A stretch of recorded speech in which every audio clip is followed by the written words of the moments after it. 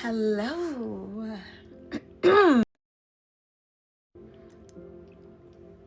Hello. Happy Tuesday. Happy Tuesday, y'all. How is everybody? Everybody good? It's Tuesday. I am up and at 'em, y'all. I gotta go. I got a meeting, which is why I'm all dressed and not in my workout clothes. I got up early, y'all. Even though I'm coming on a little late because I had some technical difficulties, but that is what it is, right? It's always something when it comes down to getting on live and when I have a message that God gave me and all the above. So, we've been talking about all things sound bowl healing, right? And this message, hey TikTok, hey Instagram, hey y'all, hey.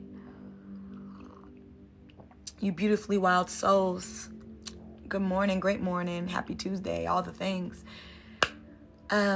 Today we're talking about guilt and shame. I know we talked about fear the other day, but we're talking about guilt and shame in particular.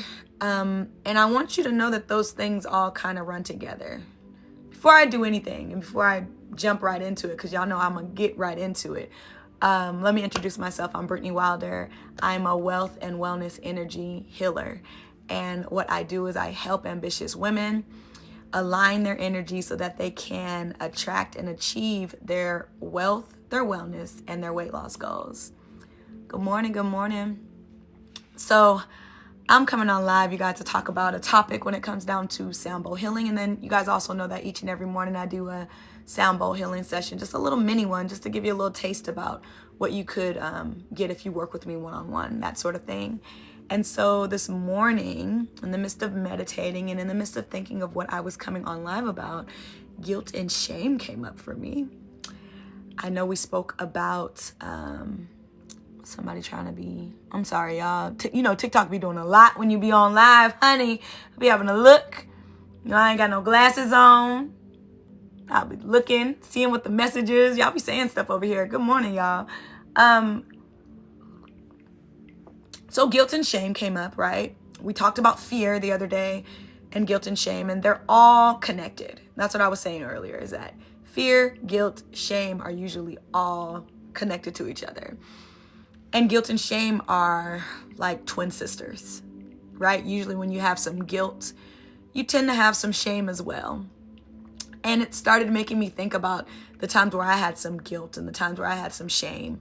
Times where I said things that I know I shouldn't have said, stuff that hurt people's feelings. I said things that I know I shouldn't have said, stuff that hurt people's feelings, especially when I was younger, you guys. I know I'm really kind, right? I'm a very kind person, very respectful, and pretty, chill for the most part when it comes down to things. I am not big on negativity anymore. But when I was younger, probably in my early 20s, maybe even like late teens, I had a little bit of a razor sharp tongue. I would say things that could be hurtful, right? And I talk about it all the time because when I tell people that I'm a Capricorn, they're like, nah, not you, right? Capricorns are so mean and so evil and so this and so that. And I'm like, I can be, like, that's not how I operate. I listen, when I say if you do me wrong, you are dead to me, I truly mean that. I truly mean that. I truly do mean that. Like, I can be good for the rest of my life and not have to talk to you again if you do me wrong and you break my heart, right? I could be so good without that. So I do have that Capricorn, a little bit of that Capricorn stuff going on with that. But other than that, when I walk out and above and I talk to people and we start to vibe, people are like, yeah, like, what's your horoscope? I'm like a Capricorn. They're like, nah. Because I'm kind, right? I'm kind. I have a big heart. Light just shows. I have big energy. I'm not standoffish, right? A lot of people are like, oh, Capricorns are standoffish. They're this, they're that. I'm not that. But I do have the potential to be. Like, I can be. There are times where I just kind of want to be by myself. And if that is the time, then I'm going to keep my ass at home. I'm not going to go out, right? There are times when I do want to, be by myself and chill, right?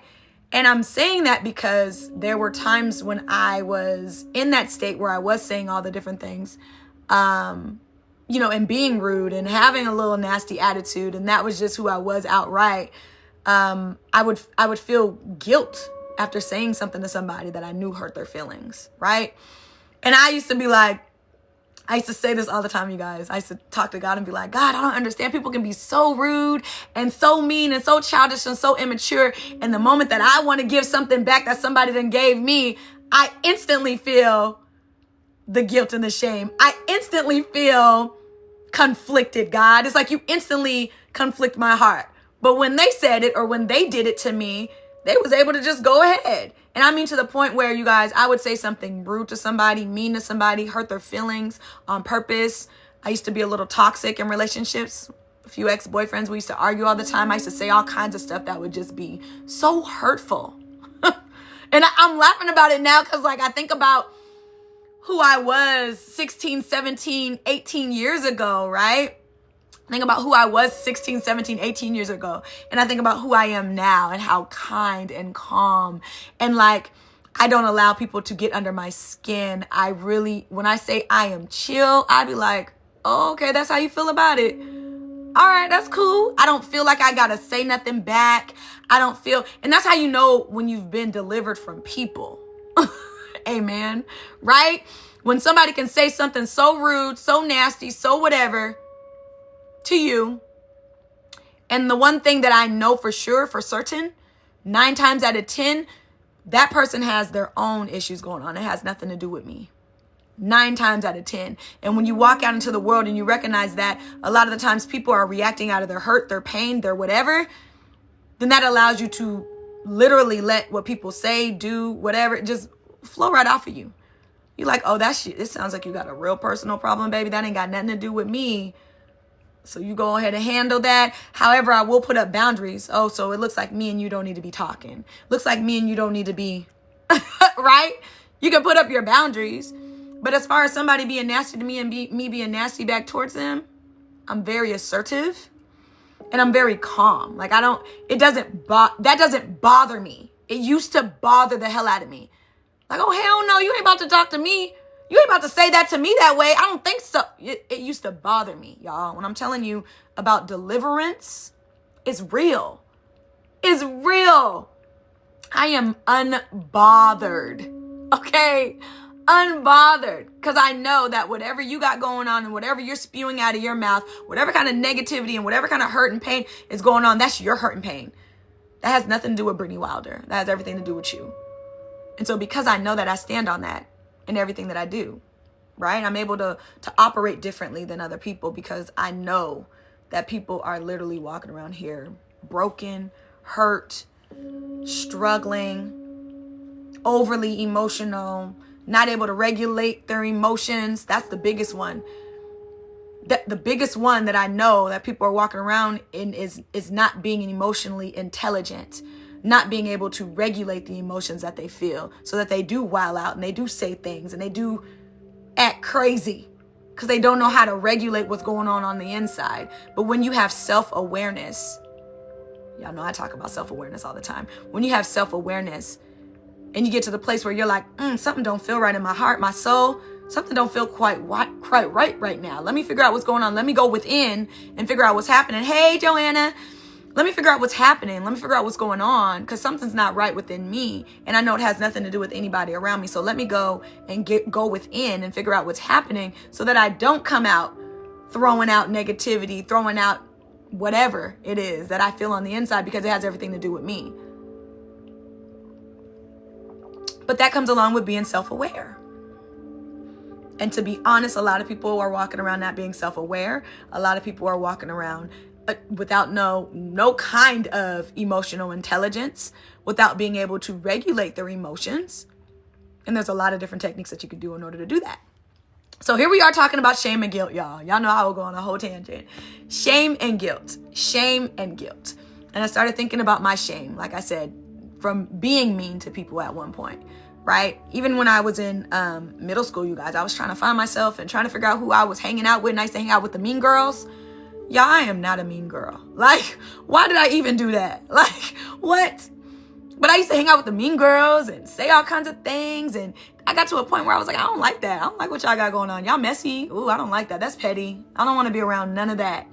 Right? But you gotta know what it is that what you like and what you don't like. And I had to figure it out the hard way. From hanging with somebody and doing some things that I probably really didn't want to do, but peer pressure, of course, when you're younger.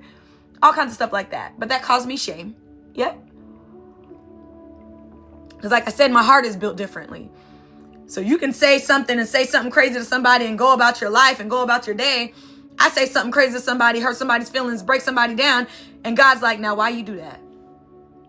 I didn't make you like that. That's not who you are. Why would you even? And I instantly conflicted, instantly conviction, instantly. I'm like, oh. And God's like, you gonna go ahead and apologize, right? You gonna apologize. And I be like, man, I don't want to do that. Okay, all right. Oh, you don't want to apologize? Okay, keep on going on about your day. And I'll instantly play back in my mind like, man, I shouldn't have said that. I shouldn't have did that, man. Right? So much that it will bother me in my sleep, y'all. I won't be able to go to sleep. I'll be so sick about it. Like, ooh, I just need to call them and apologize. Let me go ahead and call them. Call them, apologize. I can go to sleep calmly. Fine. But dealing with guilt and shame in so many different ways. I also dealt with a lot of guilt and shame due to being molested as a child. Right? Due to being molested as a child and keeping it a secret and not speaking about it. I was molested by one of my stepbrothers, one of his best friends. I was molested a few times. I was molested by my stepbrother's best friend. I was also molested by my best friend when I was younger, right? And so because of my body reacting to being molested, I felt a lot of guilt and shame. I was confused. I used to think that I liked women. Not that there's anything wrong with that, but I was confused, right? Because it was my best friend. She was a girl, right? She was my A1 day one, y'all. But I woke up one day and she was molesting me. And I don't know how long it had happened. I don't know if that was just a one-time thing or if it had been going on. Because I used to spend the night at her house all the time. My mom knew her mom. We were close, all the above. And I used to spend the night all the time. And so it was like after that happened and I didn't know who to talk to about it, right? Because I like I said, I was confused. There were so many different things going on in my mind that I didn't know who to talk to about it. And I grew up in the church, y'all. The church, religion, heavy. And that alone can cause guilt and shame. You not living your life the right way. You not doing the things that you should be doing. There was a time where, we used to go to church several times a week, right? My mom was a minister of music. And when I got to be a teenager, my mom was like, listen, I raised you guys right. I taught you guys to go, take your walk with God. I taught you guys what to do, right from wrong. Well, now you guys are teenagers and you guys decide on if you go to church with me each and every Sunday, like you've been doing all the way up until now, or if you don't, right? Because at that time when you're a teenager, you're trying to go be with your friends, you spending the night, y'all kicking it, right? All these things, right? So it's like, church, mom, I ain't even gonna be here Sunday. I'm about to be at so-and-so's house. Like, so my mom, I appreciate that for her. Like, I'll always appreciate that because she allowed us a chance to kind of just live and breathe and decide on what was what. Not that we turned away from God, but it was just like, listen, right now, like, I'm just trying to explore life. Like, I'm trying to live. I'm trying to be a teenager. Like, there's a lot going on here. Like, I'm trying to, and we had a lot going on in our family. So she just gave us a chance to kind of figure out what it was that we wanted to do. Right? So if that meant that I didn't go to church for a few Sundays, and I didn't go to church for a few Sundays, and then I would go back to church, right? After a few Sundays went by, because I done spent the night at so-and-so's house and so-and-so's house, and we done hung out, and we done went to Club Friday. That's what we had, y'all, for teenagers. Back home in Washington, where I'm from, listen, we had Club Friday. Club Friday was the club that you went to on Friday, and it was for the teenagers, right? So you come to Club Friday, kick it with your friends, hang out. And then Saturday we doing whatever we do. Saturday we would go to the YMCA. We used to go to the YMCA. They used to have the open gym. We go there, talking to boys and all the teenage stuff, right? So I used to do that. And then I would come back to church after several weeks of doing that, right? And I'd go to church, and I remember being there. My mom, like I said, was minister of music, and I would walk in after not being at church for weeks and weeks and weeks, and walk in and, sit down on the pew and do my thing and be there and be present. And it felt like all of my mom's friends or, the mothers of the church. Baby, you ain't been here for a while. Where you been at? Excuse me. Excuse me, Mother Thomas. Like, excuse me. Like, right? But it's the judgment. And that's what creates that shame and that guilt. It makes you feel guilty. Like, dang, Mother Thomas done called me out because I've been at Club Friday and open Saturdays at the gym for the last few weekends with my homegirls instead of coming to church on Sunday. So now I feel guilt and I feel shame out the gate. And I'm doing the right thing. I'm coming to church. I'm trying to, be more godlier. I'm trying to have my walk with Jesus. I'm trying to do all the things that I've been taught to do all my life. But I'm feeling so much guilt and shame because I've been away for a little bit. And instead of giving me open arms as a teenager, as a troubled teenager, let me be real, let me be honest, I was an at-risk youth, right? Dealing with homelessness, dealing with addictions, dealing with sexual abuse, verbal abuse, emotional abuse, right? That's an at-risk youth, right? So instead of judging me and speaking ill will and talking about me, right? Y'all should have opened your arms and said, oh, welcome back. So good to see you. Not where you been at. Your mama said you was spending the night at your friend's house, right? See how easily the narrative could have been changed? Because the way that I was received when I came back to church, right? The way that they received me was not the way of love. It was not the way of God. It was not the way of, right? That wasn't it. That was my experience with Christian church folk, to be honest. And that's what caused me to turn away from the church. Yeah, as a teenager, I turned away from the church. Like, because I'm not about to Sister Thomas, I'm not about to deal with this. I don't have to. My mama told me I get to choose. You probably didn't get the memo, but what my mama said is what goes, because that's my mama. You're not my mama, right? And so the guilt and the shame that I felt from these women and these church folk, first off, all up in my business as a teenager, wondering where I'm at. You should be worried about yourself and your kids, because your kids is out here acting a fool, but that's another story, right? So quick to turn and point the finger at somebody else, but your kids cutting up in the church, and they in the church every Sunday, right? But it's that judgment. That's all that stuff that allows us to create that shame and that guilt in our hearts, to feel like I did something wrong. Like, and I'm just trying to enjoy my life. But it caused so much conflict in me as a child, and being in church and being in religion. And it caused me, like I said, to turn away from the church. I was like, I'm not about to, bye, Sister Thomas. Like, I'm not about to deal with this. Y'all deal with that. I'm not about to get judged every time I come back to church. If anything, you should be opening your arms to me. And I think that that's the problem in Christian religion, is that we want to judge people so much. And we know that only God can judge, right? So why Sister Thomas judging me because I haven't been at church for the last few weeks? If anything, you should be checking in. I haven't seen you in a few weeks. You okay? Everything all right with you? Okay. Not where you been at. Change the narrative.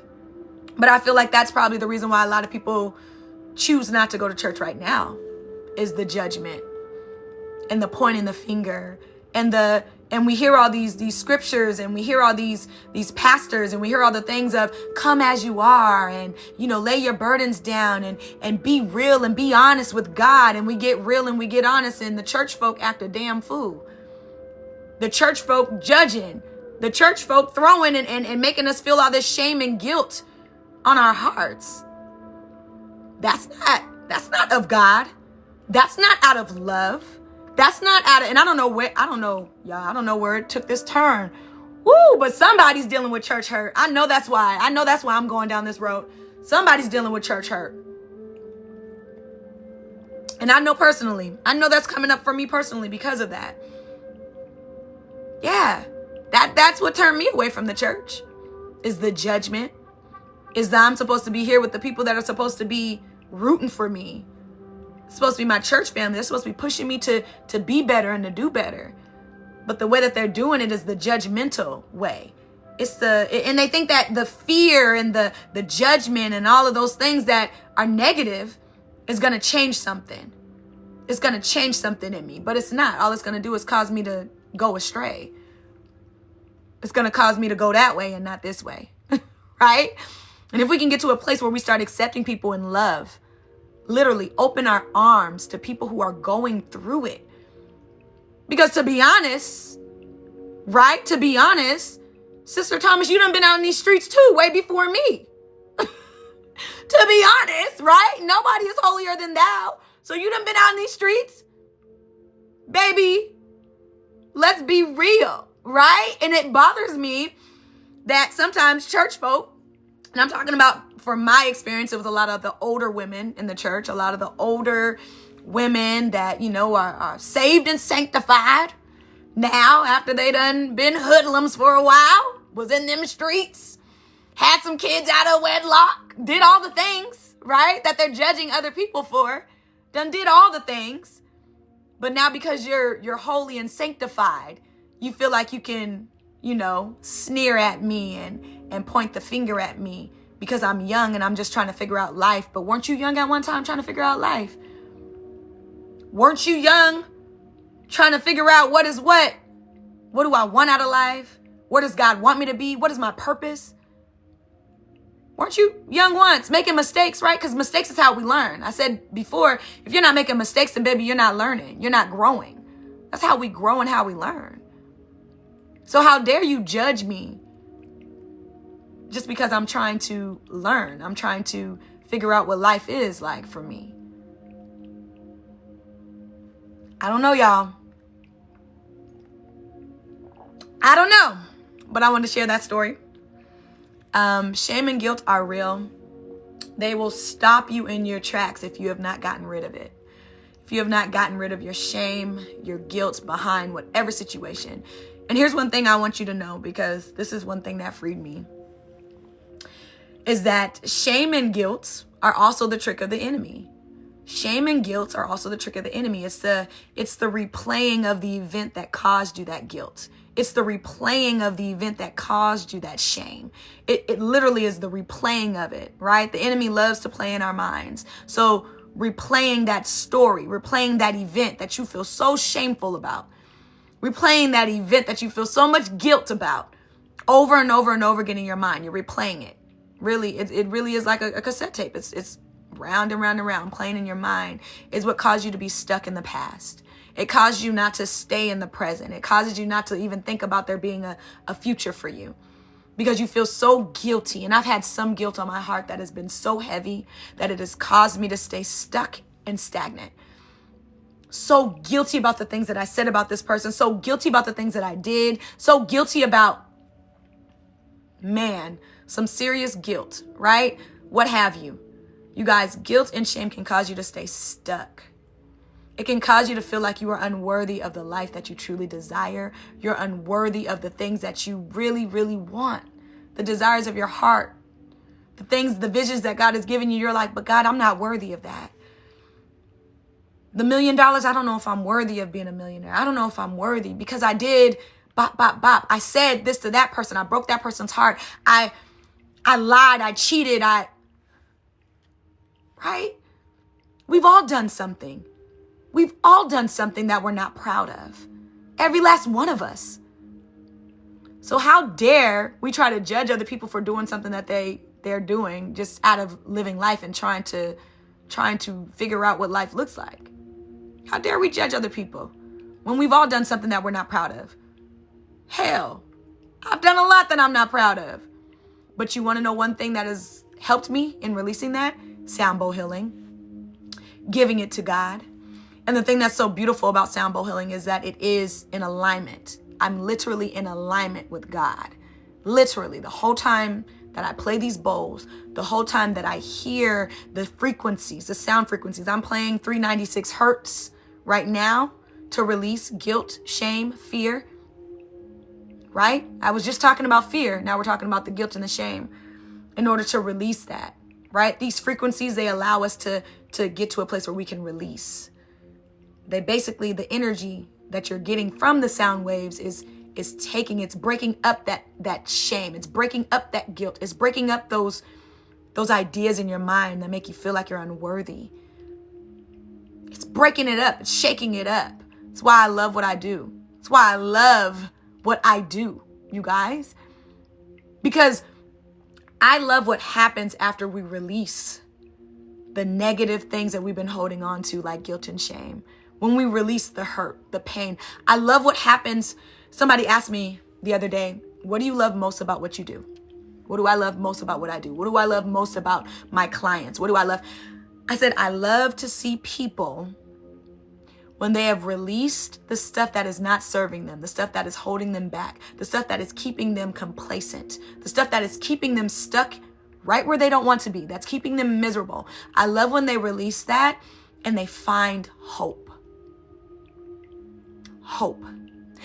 And in the process of sound bowl healing, in the process of hypnotherapy, timeline therapy, NLP, these different techniques that I do, these different modalities that I do, in the process of them, I literally see people's faces. And if you've ever paid attention to people who are stressed, hurt, pain, dealing with trauma, dealing with things, if you look at their face, look really close to their face, you will see that their face is dark.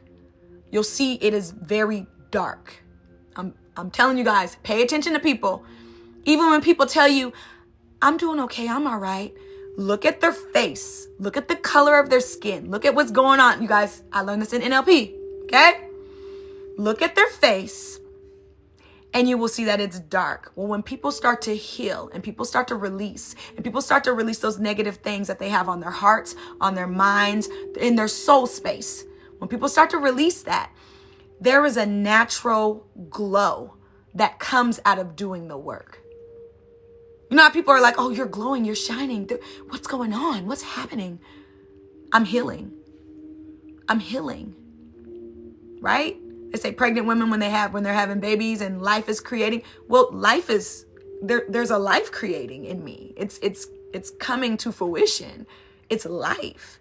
So surely I'm shining, I'm glowing, right? But when you do your healing work, when you start to release the things that no longer serve you, when you start to get that negative stuff out of your mind and out of your body, you start to have a different shine on your face. I promise you guys, I pay so much attention to people. I've always done that, right? That's why I went to school for psychology. I've always paid attention to people. I've always paid attention to movements, to facial expressions, to tone. That's why I'm good at what I do. That's why becoming an NLP coach, neuro-linguistic programming, if you don't know what that is, that's why I'm so successful at it. Because all it consists of is me fine-tuning the things that I've already been doing all my life. Literally. Listening to people in a different way, hearing the things that they're actually saying, being intentional about looking at people, tapping into the empath in me, tapping into feeling the energy that a person has, right? All I have done is fine-tuned what I've been doing all my life. That's it. But that allows me to feel. I feel when people feel guilty. I feel when people have shame. I know that that's what's going on. I get it. I feel it. I know it. Right? Like I said, pay attention to people. If you don't do nothing else, pay attention to people and release your guilt and your shame that you have. Okay? One thing that's also helped me, that I've said to myself over and over again, that I've said to release myself and forgive others as well, right? Because we're human. We're going to mess up. We're going to act a fool every once in a while. It's okay. Sometimes we can't control everything, right? We try to, but sometimes we get to our limit and we get pissed off or we get frustrated or we get whatever. And when you're overly frustrated, when you're stressed, when you're going, ooh, God, okay. When you're stressed, when you're overly frustrated, when you're going through a lot in your life, the normal things that you would be able to control, you cannot. You cannot. You don't have the capacity. You don't have the emotional capacity. When I have something going on in my life, I'm stressed for this. I'm stressed about that. Work is stressing me out. My kids are stressing me out. My husband, my wife, my girlfriend, my boyfriend is stressing me out. Everything around me is stressing me out in my environment. Well, then somebody comes up to me and treats me nasty. I don't have the capacity to be patient with that person. So I'm going to go the hell off. That's what happens a lot of the time. It happens more often than not. Is that we're usually really good at regulating our emotions. We're usually really good at making sure that we are intentional about what we say and what we do. And then we get in a space where it's like we're going through all these constant storms. We can't figure out what's going on. You know, we're going through a test. We're being tested in life with several different things. And then something happens. Somebody says something, somebody does something, and we go clear the hell off. Because we don't have the capacity to deal with what we would normally deal with. We don't have the patience. We lack the patience. Because you didn't gave all these other situations your patience. You didn't give all these other situations the calm and the chill. Okay, boom, I got hit again. Dang, okay, let me shift. Let me pivot. All right, walking down the street. All right, boom, I got hit again. Dang, I got another issue going on that I got to deal with. Okay, all right. It's going to be okay. All right. Boom, something else again. Okay. Right? Now your tone starts to get regulated. You pissed. All right. Okay, we're going to keep going. Boom, hit again. Okay, enough. Done. I'm done. Right? That's what happens. We're human. We got emotions. Don't be so hard on yourself. Don't feel guilt, shame. Because when you think about what's going on in your life at the time that you did something, the way that you reacted to something, that's good, God. I want you to think about where you're at in your life. When you reacted a certain way, that you have guilt, shame, fear, you're feeling guilt about it, you're feeling shame about it.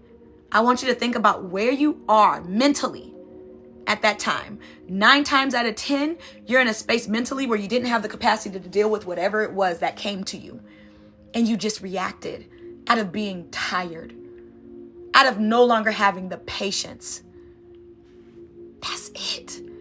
Baby, you did the best that you could do with what you had at that moment. Stop feeling the guilt and stop feeling the shame about it. Anybody would have reacted that way. I need somebody to hear that. I need somebody to hear that. You did the best with what you had at that moment. You didn't have the capacity to handle that situation. And it's all right. It's all right. Isn't it great that we can apologize for the things that we've done? Isn't it great that we can release the shame, release the guilt? That we can say, man, I was just in a bad space. I'm sorry. I had bop going on. And I just didn't know how to deal with that extra situation that you brought on me. My bad. My bad. And if it's somebody that you love, then they understand. Amen. That's right. Somebody that loves you, they'll understand. Yeah, I forgive you for that. I know it was rough. I know you're going through a rough time. Right? We can't handle it all, man. I try to be superwoman, but baby, that doesn't always work out so well. All right, y'all. I'm getting ready to go over here. I'm going to play some sound bowls for you guys when it comes down to guilt, shame. Release that stuff, y'all. Really, you don't want it on your heart. You don't want to be out here in this world. Good morning. Yes. Hey. You don't want that on your heart, y'all. Y'all don't want to be out here with all that. We're not holding on to that. We're not about to be. Thank you guys for the love. Thank you guys. Oh, I'm seeing all this stuff, y'all. Listen, I'll be looking at both the cameras. I'm seeing all the love. Thank you guys. I love you guys. You don't want that guilt. You don't want that shame. You don't want that on your heart when you go out and above. Because what it's going to do is going to stop you from walking into your blessings. Walking into the things that you absolutely deserve. I don't care what you have done, what you didn't do, what you failed to do, what you accidentally did. I don't care about any of that. Because guess what? You're still deserving, right? You're still deserving. Still deserving of a beautiful life. You guys know me. You know my favorite saying, life is meant to be lived and it's meant to be lived well. Well. I believe that for everybody. I believe that for everybody. I believe that you are deserving of the best life you could possibly live. And I want you to believe that deep down in your spirit too. That no matter what you did, what you didn't do, no matter the guilt, the shame that brought up from that situation, that you're deserving of a beautiful life. So go and live your beautiful life. Shake all that shit off and go live the life that you are desiring. At any given time, you make a choice. You make a choice to change the narrative. At any given time, you decide. We have that power. Sometimes we don't know. Sometimes we need a reminder. Sometimes we need a coach like Brittany Wilder. Sometimes we need a reminder. This is your reminder. Go live the life of your dreams. Take that step forward to live the life of your dreams. That's it. Take the step forward. And guess what happens when you take one step forward? Doors start to open. Things start to happen. Things start to come together. And you're like, wow, I never knew. Just from taking that first step. Just from feeling like I'm worthy of it. That's what you got to do first. All right, y'all, I'm going to go play. Manifesting Sister Circle, February 22nd. Come on out to Atlanta. Come on out to Atlanta if you're not here. Drive down, fly down, whatever it is, you got time. Get your ticket. It's going to be an amazing event. I'm so excited for it. Like I said, we are manifesting that life we desire. The one that we truly want, not the one that somebody told us we should want. Girl, you should go back to school to be you should No, what is it that I want? What is it that I want for me? Right? We listen too much to our friends and our family and our so-and-sos. And they love us and they want the best for us, but you got to decide on what it is that you want. Ultimately, not what it is that you should want. Y'all, my little foot is done for. No, it's kind of, I've been sitting over here for a while, huh? Okay, I'm going to go get up and go play. Like I said, 396 hertz for releasing guilt, releasing shame. 396 hertz, okay? Play some frequencies to help you release. Write some things down about the shame, the guilt, okay? Release it. Whatever you do, release it. There's a bunch of different ways to do that. If you need help releasing it, book my link. Book me for a consultation. Listen, holding on to that shame and that guilt, it's not a fun place to be. I've been stuck and I've been stagnant before because I had tons of guilt. Tons of guilt about things that happened to me that I had no control over. So if that's you, book a consultation. They're free this month, okay? They're not always free. You got to get in where you fit in now. Book a consultation. I done hit something, y'all. My bad. I don't know what I hit. I hit something. Okay.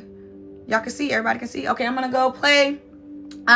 When it comes down to guilt and shame, I will mainly be playing on root chakra bowl because that creates safety, right? Guilt and shame, a lot of times we don't feel safe, we don't feel protected, we don't feel that, right? Because we're dealing with that guilt and that shame. A lot of times guilt and shame can be connected to our fear. So a lot of root chakra is all about being safe, being grounded, being comfortable, being, right? The other bowl that you'll hear me play is the sacral chakra. Sacral chakra is all about our sexuality, our creativity. It's about, just personal power. It's about who we believe we are. It's about our confidence. It's about all those different things that go against guilt and shame, right? It's about being confident in knowing that I deserve a beautiful life. Being confident in knowing that, right? Being creative, allowing myself to be creative, allowing myself to open up to these different things that I want. The desires, the sensuality, the sexuality, okay? Definitely confidence, so for sure. So I'll play a lot of sacral chakra, root chakra. I definitely might even mess around with a little third eye. It just depends on how God leads me in this thing. Y'all know how it is. I have an idea of what I'm going to do, right? Because I've worked with people that have dealt with guilt and shame. I've worked with myself on releasing guilt and shame. But also I allow the spirit to move where the spirit moves. So if I'm in the midst of playing what I think I want to play and then God's like, okay, go play that, I'm going to play that. I'm going to be very obedient to the spirit, right? Because that essentially means that there's somebody on here that needs this particular bowl and not that bowl. I'm going to be very obedient to the spirit, right? Because that essentially means that there's somebody on here that needs this particular bowl and not that bowl. Very obedient. Okay? So I got a plan. I told you guys what the plan is. I told you guys those different chakras that you can work on. And it's not only just Sound bowl healing, right? If we're talking about working on our chakras and opening up our chakras so that we can deal with our shame and our guilt, well, if we're talking about the root chakra, well, you know, if I'm feeling some guilt and some shame and I'm feeling unsafe, then I might wear a red lippy, right? I might wear red lipstick to remind myself of opening up that chakra, that root chakra, right? Remind myself. I might wear a red shirt. I might focus in on red in general, right? Like, it's focusing in on those colors as well that help us open up that energy, that help us get rid of stuck energy in that chakra, right? So many different things that you can learn, that you can do. That is why I said, if you are working in this and you are committed to your healing journey, go ahead and book a consultation, because there's so much that you can do. There's so much that you can learn. There's so much that you can do right now with the basics to get you to where you want to be, right? And that's what it's about. Taking the first step. First step. That's it. That's all you gotta do. Take the first step. Okay, I'm gonna go play, you guys. I promise this time. We're listening to 396 hertz. You'll hear that in the background. It's just creating the environment for you to release. Okay.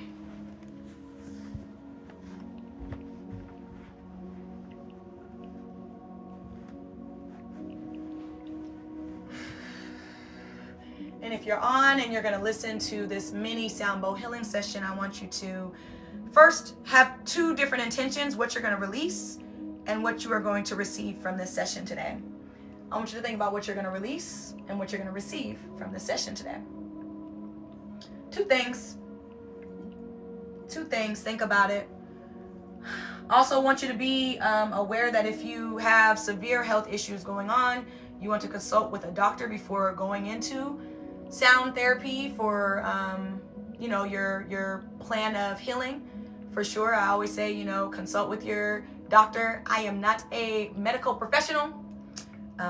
That's just not my background. I have a background in psychology and in mindset and working with the mind in particular. So that's what I'm the master of. I'm not the master of, unfortunately, of a medical background. That's just not me. So always check in with your doctor before deciding to do sound therapy for longevity. I will play for anywhere from 5 to 10 minutes. It's just a mini session. It's just a little taste of what I do. There is a lot that goes into this process, you guys. I just got done doing a sound bowl healing session on Sunday. And I always put together my own scripts. I put together my own ideas of what I want to go into, especially when I know what the women or the men or whoever wants to release, when I know the intentions. But things do change, right? There's a lot of visualization that goes into a sound bowl healing session. I am a singer. I utilize my voice, so there's a lot of vocal things that go into it. There's a lot of meditation. There's a lot of hypnotherapy. I utilize hypnotherapy, right? I'm a master in hypnotherapy, so I utilize that in my sound bowl healing sessions.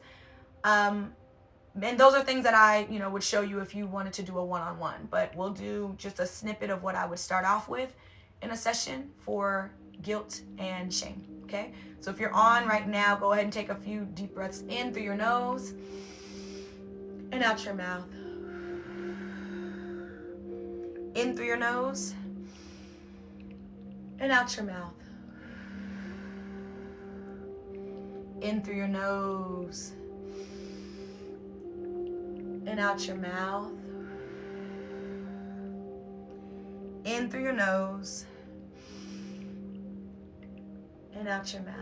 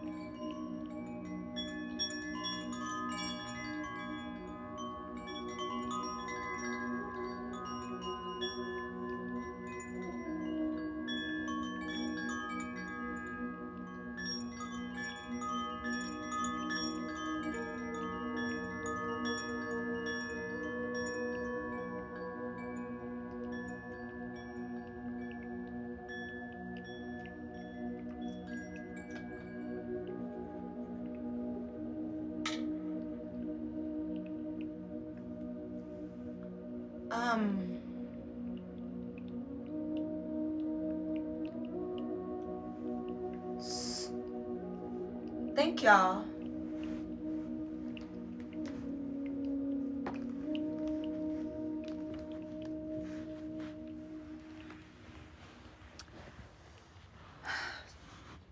I am feeling a lot of anxiety and worry. I'm feeling somebody's anxiety and worry heavy. Heavy. Yeah, it's time to release. I don't know who it is. I'm feeling, yeah, it's time to release. I don't know who it is. I'm feeling it really heavy. Anxiety and worry about the situation that you're dealing with.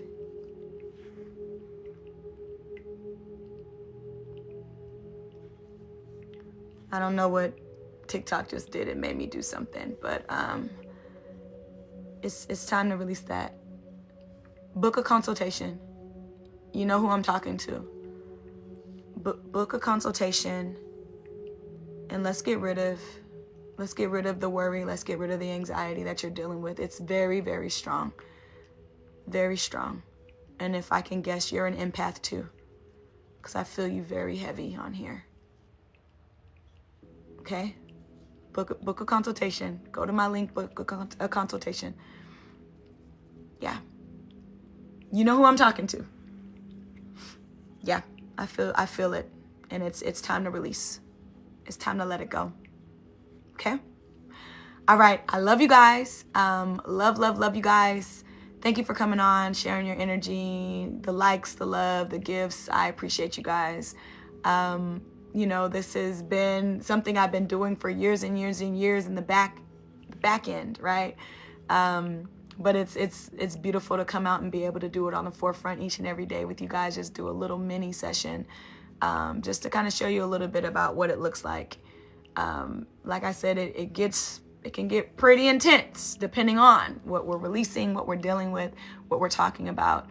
And which is why I only give you guys like 5-10 minutes, because if we really jumped in, it could be pretty real on all of us.